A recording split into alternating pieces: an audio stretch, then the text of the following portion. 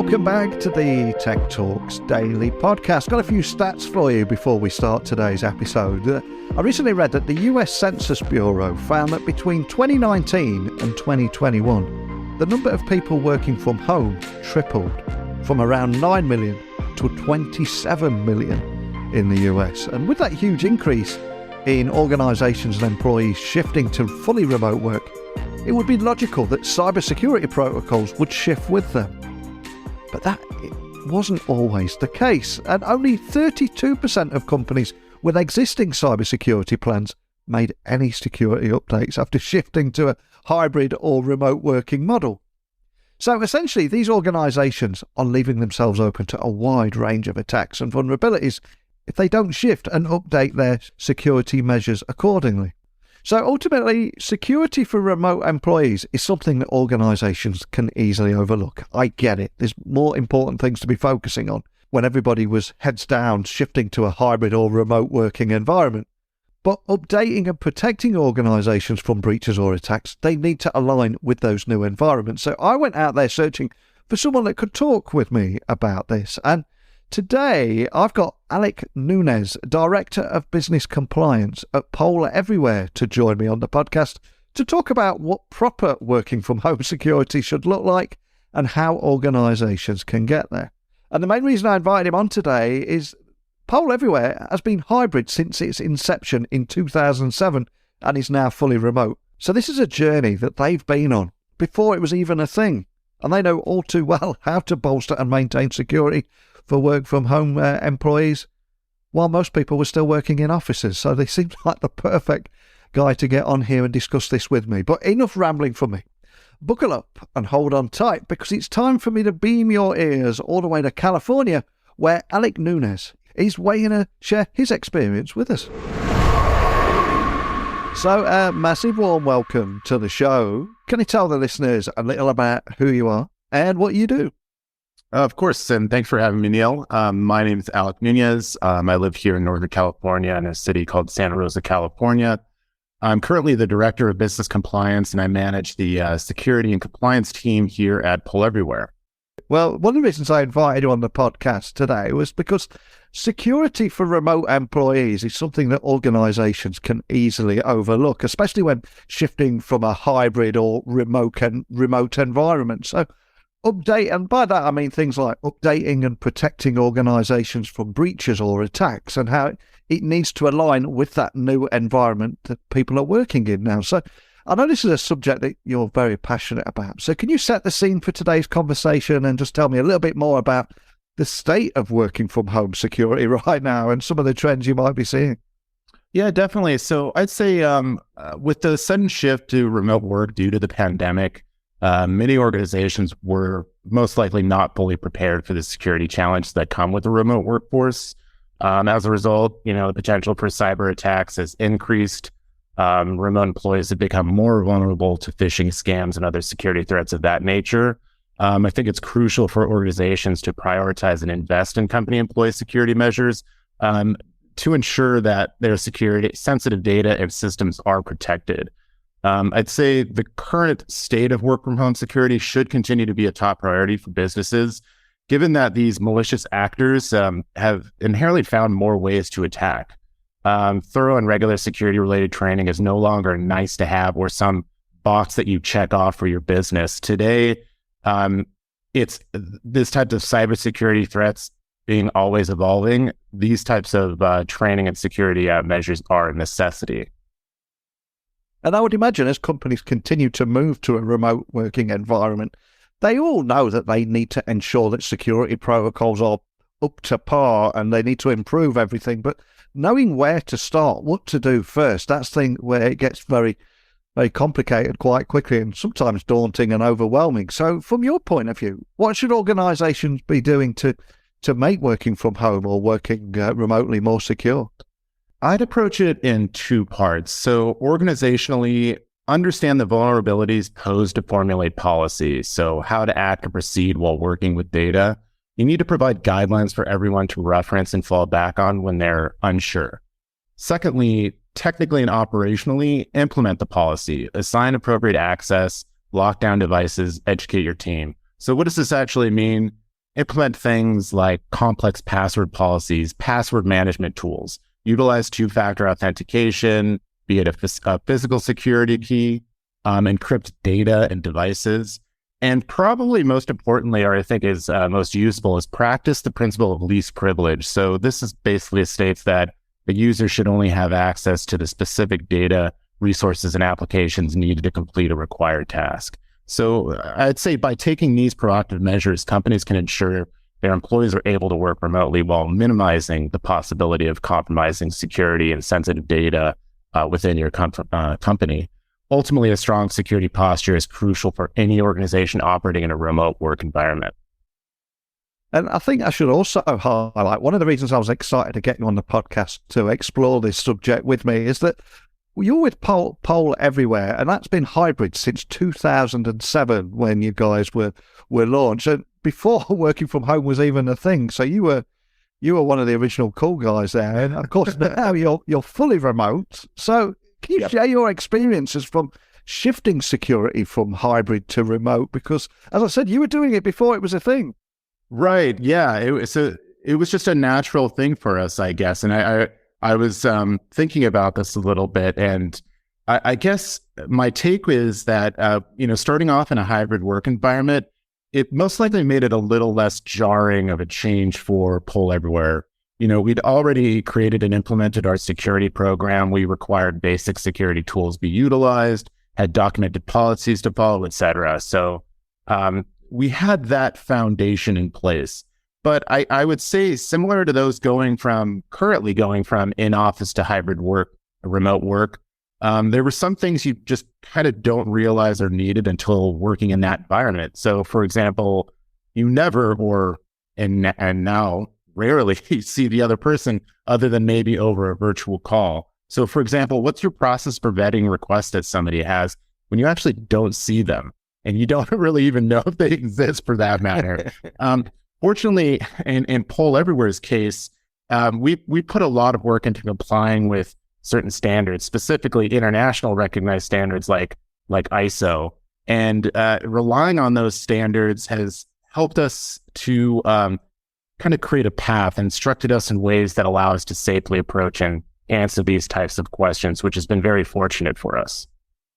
And of course, security always looks very different when employees are fully remote, and especially when there's that expectation now to work from any device, on any network, in any location, at any time. So Are there any other additional tips that you can offer organizations to better prepare? Is there anything else that stands out there?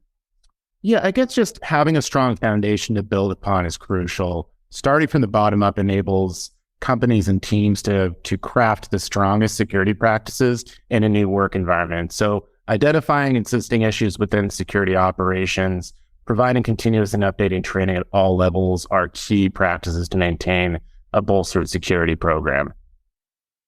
And I think many organizations were forced to move into a remote atmosphere, and they didn't or weren't fully aware of the extra procedures they need to ensure employee and company safety until they come face to face with an attack or breach. So if we flip this argument for a moment, can you expand on the cost of doing nothing and hoping for the best? Most definitely. So organizations should look at their remote work environments and put in place security measures like we've kind of referenced before to protect themselves from any of these possible threats. Doing nothing can lead to financial losses, sometimes huge, reputational damage, legal consequences. Ignoring potential security risks can also lead to a decrease in employee productivity and in turn, low employee morale, as well as damage to customer trust and loyalty. And that just in turn leads to lower revenues for the company, which keeps the lights on. So investing in cybersecurity measures can save organizations time, money, and reputation. I think it's important for organizations and companies to do regular risk assessments and implement security measures to prevent possible cyber attacks or data breaches. And for any business leader listening to our conversation today that could be located anywhere in the world and they're finding that their employees are increasingly expecting to work from home, and also with the great resignation, etc., there's this almost expectation to offer flexibility to their employees. What would you say the key takeaway is for those people to walk away with today on securing those environments and providing that flexibility that their employees are demanding at the same time? Yeah, so I think my takeaway for this is just to let everybody know there's no absolute solution to the problem that is providing data security. We're all striving to mitigate any potential damages, really. So, but with that being said, I think the number one issue people have to realize is that there's a lack of education and guidance for teams about data security. It's no competition. Human error is the number one cause of data security issues. Companies have the ability to significantly minimize this by making best practices for the handling of data second nature. Be consistent with training. Be empathetic to your team. Don't scare your team into reaching out only when a problem arises or they're unsure of some suspicious activity. Be transparent why the policies and processes exist. I think that's my biggest takeaway. Love that. And I think we should also introduce everyone listening to Pole Everywhere. So for people that are listening and hearing about you for the first time, my impression from the outside looking in is that you power hybrid work and inclusive conversations, etc. But can you just introduce everyone listening to the kind of problems that you're solving for businesses? And also, what is your big focus this year? What are you working on? So as a company, I think we're going to continue to offer a world-class product in audience engagement and as an audience response system, and providing all of those great features that Pull Everywhere has always offered.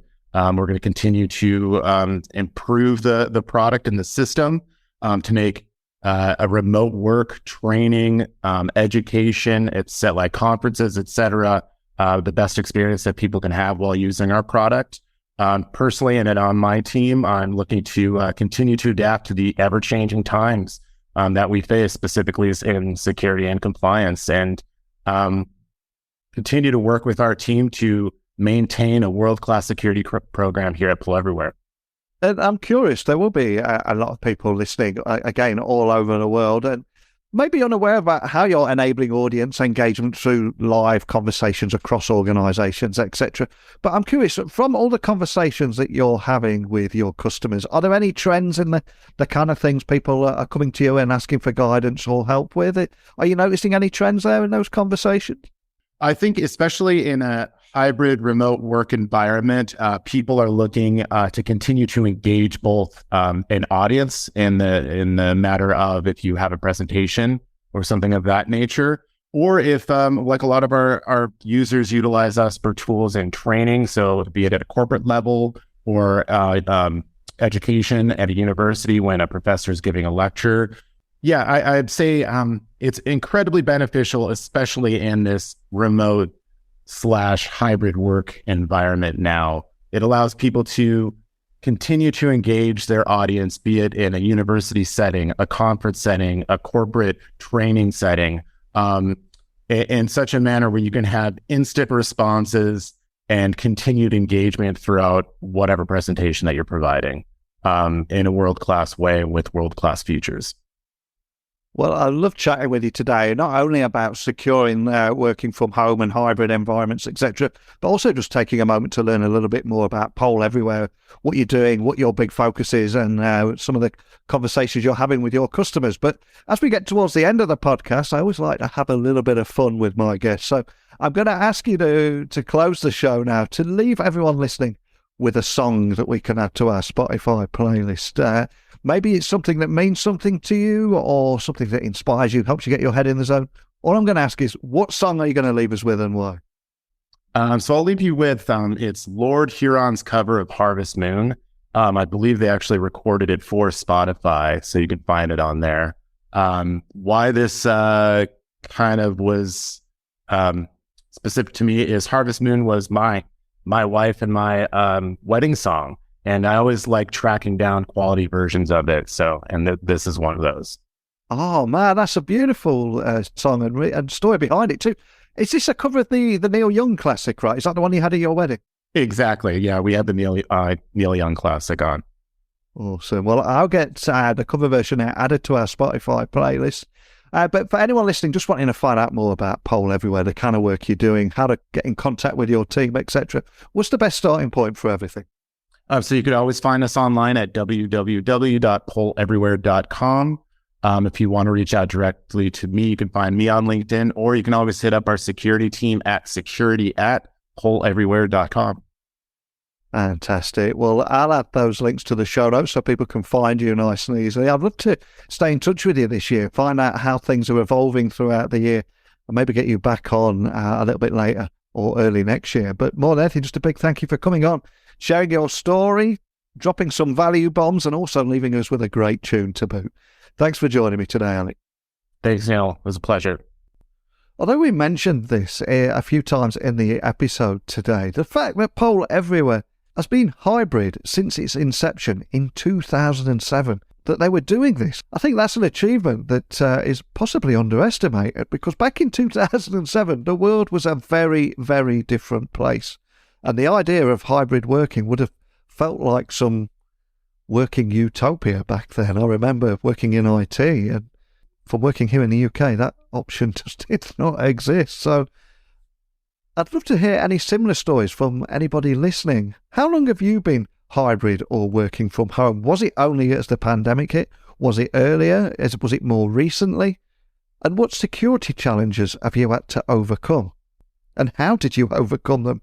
And what lessons did you learn along the way? The reason I record this podcast every day is to bring up these topics that every single business and employee is experiencing right now, and share experiences, share insights, and maybe together we can all move forward together and stop each other from falling into those same traps. I think it's our responsibility to do that.